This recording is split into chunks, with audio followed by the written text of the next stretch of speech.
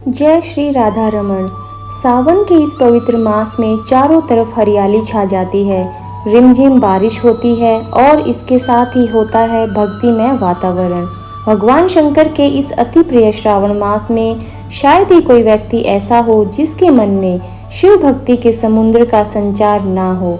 तो आइए भगवान शंकर के प्रिय, पवित्र और भक्तिमय श्रावण मास में सुनते हैं भोलेनाथ के दूसरे ज्योतिर्लिंग की पवित्र कथा। ये एक ऐसा ज्योतिर्लिंग है जो अपने आप में अद्वितीय है, अर्थात इस ज्योतिर्लिंग के जैसा दूसरा कोई नहीं है।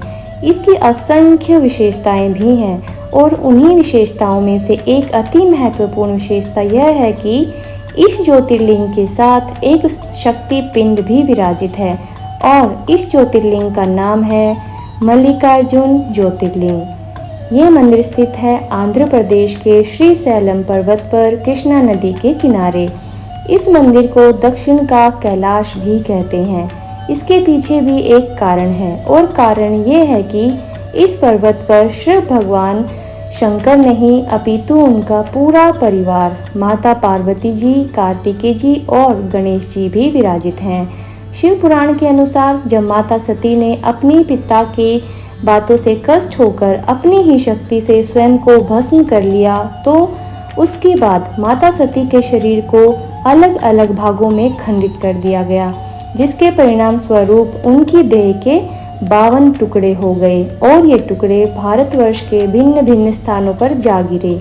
मल्लिकार्जुन ज्योतिर्लिंग मंदिर में माता सती के होंठ का ऊपरी हिस्सा गिरा था, इसीलिए इसे शक्तिपीठ के रूप में पूजा जाता है। आइए अब सुनते हैं कि इस मल्लिकार्जुन ज्योतिर्लिंग का उद्भव कैसे हुआ। इसकी कथा बड़ी ही रोचक है। एक समय की बात है, हम सब के प्यारे नारद मुनि घूमते फिरते कैलाश पर्वत पर जा पहुँचे। नारद मुनि के बारे में कौन नहीं जानता कि वो कितने गतिशील हैं। और फिर ये तो बात हो रही है भगवान शिव के परिवार की, जिसमें है जगत अम्बा माता पार्वती जी, उनके बड़े बेटे कार्तिकेय जी और हम सब के प्यारे पार्वती नंदन गणेश जी। ऐसे सभ्य व अति पवित्र परिवार से आखिर कौन नहीं मिलना चाहेगा। लेकिन आज नारद जी एक विशेष कार्य के उद्देश्य से आए थे। वे आज अपने साथ एक अति विशेष भेंट लेकर आए थे। नारद मुनि ने जैसे ही कैलाश पर्वत पर प्रवेश किया, भगवान शंकर के संपूर्ण परिवार ने उनका स्वागत किया।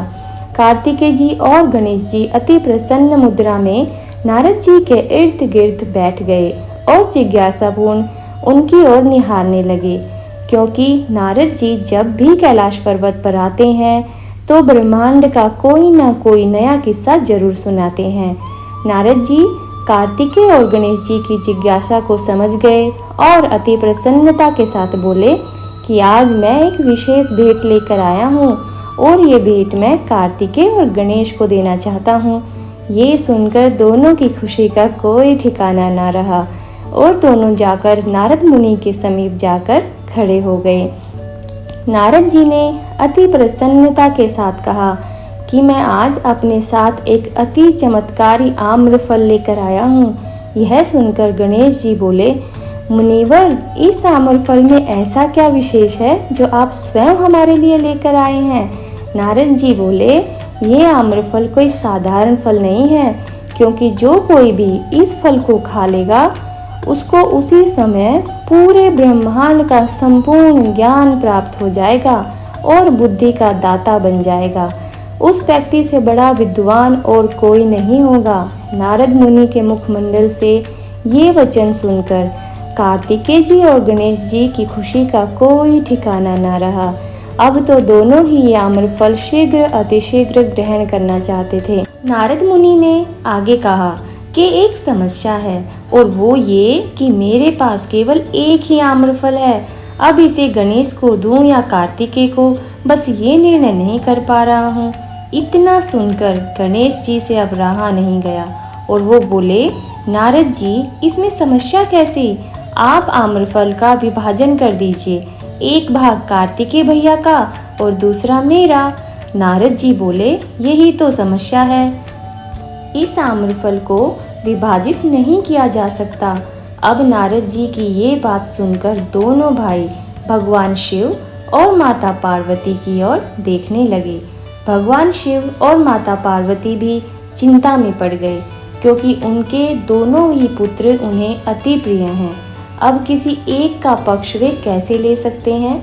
इसीलिए शिवजी बोले, मुझे मेरे दोनों ही पुत्र अति प्रिय हैं, इसीलिए मैं चाहता हूँ कि ये फल कौन खाएगा, इस बात का निर्णय गणेश और कार्तिकेय स्वयं करें, वो भी एक प्रतियोगिता के माध्यम से। इन दोनों में से जो भी इस प्रतियोगिता को जीत जाएगा वही ये चमत्कारी आम्रफल खाएगा। और प्रतियोगिता ये होगी कि इन दोनों में से जो भी संपूर्ण ब्रह्मांड के 5 चक्र पहले लगा कर आएगा वो विजयी बन जाएगा। इतना सुनते ही कार्तिकेय की खुशी का ठिकाना ना रहा और अपने वाहन मयूर पर बैठकर उड़ चले ब्रह्मांड की परिक्रमा करने के लिए। लेकिन गणेश बेचारे वहीं खड़े रह गए। हम सब जानते हैं गणेश जी का प्रिय वाहन है मूषक। अब मूषक सवारी करके पूरे ब्रह्मांड की परिक्रमा करना तो संभव नहीं था। गणेश जी निराश हो सोचने लगे कि अब क्या किया जाए। तभी उनको भगवान शिव की कही बात याद आई। उन्होंने कहा था कि ब्रह्मांड की परिक्रमा करनी है और गणेश जी मुस्कुराने लगे। मुस्कुराते हुए अपने दोनों हाथ जोड़कर भगवान शिव और माता पार्वती को प्रणाम किया तथा अपनी परिक्रमा शुरू कर दी। भगवान शिव व माता पार्वती की 5 परिक्रमा पूर्ण कर गणेश जी बोले, मेरे लिए मेरे माता पिता ही मेरा संपूर्ण ब्रह्मांड है, इसीलिए मेरी परिक्रमा पूरी हुई। इतना सुनकर भगवान शिव व माता पार्वती अत्यंत खुश हो गए। इसीलिए उन्होंने गणेश जी को विजयी मान लिया और आम्रफल भी गणेश जी को प्रदान कर दिया। ये कथा यहीं से लेती है एक नया मोड़। जब कार्तिकेय जी अपनी 5 परिक्रमा पूरी कर कैलाश पर्वत पर वापस लौटे तो उन्होंने गणेश जी को वो आम्रफल खाते हुए देख लिया। ये देखकर उनको बहुत आश्चर्य हुआ कि गणेश जी ने उनसे पहले परिक्रमा पूरी कैसे कर ली। फिर माता पार्वती ने गणेश जी की बुद्धिमत्ता की तारीफ करते हुए सारा का सारा वृतांत कार्तिकेय जी को कह सुनाया। और ये सुनते ही कार्तिकेय जी अत्यंत क्रोधित हो गए। उनके क्रोध का कारण ये था कि उनके पिता भगवान शिव जी व माता पार्वती ने उनके वापस आने से पहले ही गणेश को विजेता घोषित कर दिया और उनकी प्रतीक्षा भी नहीं की। ये सब सोचकर कार्तिकेय जी बहुत दुखी हो गए और उन्होंने क्रोधित होकर कैलाश पर्वत को त्यागने का निर्णय लिया। अब कार्तिकेय के इस असंगत निर्णय को सुनकर उनके माता पिता को बहुत दुख हुआ और दोनों ने कार्तिकेय को समझाने के कई प्रयास किए, लेकिन कोई लाभ नहीं हुआ। कार्तिकेय अपनी बात पर अडिग रहे और चले गए क्रौंच पर्वत पर तपस्या करने के लिए। पुत्र वियोग सहन न हो पाने के कारण भगवान शिव व माता पार्वती उसे मनाने के लिए क्रौंच पर्वत पर जा पहुँचे। उन्होंने कार्तिकेय को कई ममता भरे शब्दों से मनाने की कोशिश की, लेकिन कार्तिकेय जी नहीं माने, बल्कि अपने माता व पिता को उस पर्वत पर देखकर वे दूसरे पर्वत पर पलायन कर गए।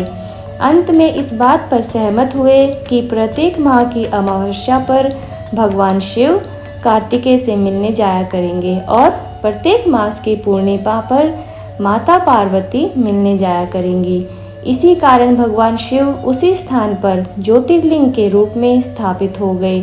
अर्जुन शब्द भगवान भोले शंकर का ही एक नाम है और मल्लिका शब्द यानी कि पार्वती माता का एक और नाम। इसीलिए इस ज्योतिर्लिंग को मल्लिकार्जुन ज्योतिर्लिंग के नाम से जाना जाता है। मल्लिकार्जुन ज्योतिर्लिंग के बारे में कहा जाता है कि जो व्यक्ति इस दिव्य ज्योतिर्लिंग का एक बार दर्शन कर लेता है उसे फिर वापस इस मृत्युलोक में कभी नहीं आना पड़ता है।